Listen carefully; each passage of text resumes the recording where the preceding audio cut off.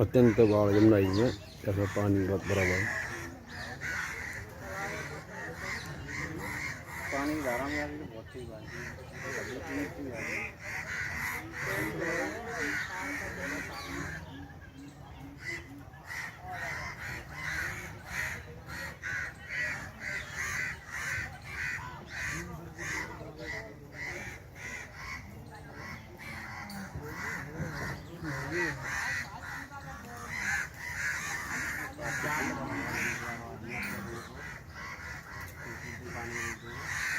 बाबा के पीछे मेरे तो कई बार छोड़ गए, कई बार बहुत है।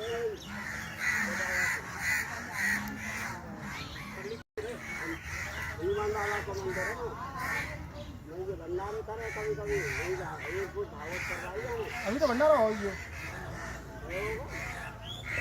अभी तो आगे आठ लोग पल्ला की जा रही है।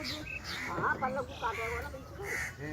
8-9 साल है जब गए थे भंडारे में, जब इतनी गंगा जी तो वो जब भागे भाग के 2-3 छोड़ा ऐसे बैठ गए ना, इसको करे इसको करे, हमारा 8-7 दिन यो करे ना दूध दे के आ जाए। जब फिर वो किसान को क्या अच्छा हो तो पानी बेचारे ने भाई तो कूदा, फिर नाव गई और ये बच्चा गए सबने। जब वो वहाँ से 2 जने कूदे और कूद के और तैर के घटना छिनाई बन कहते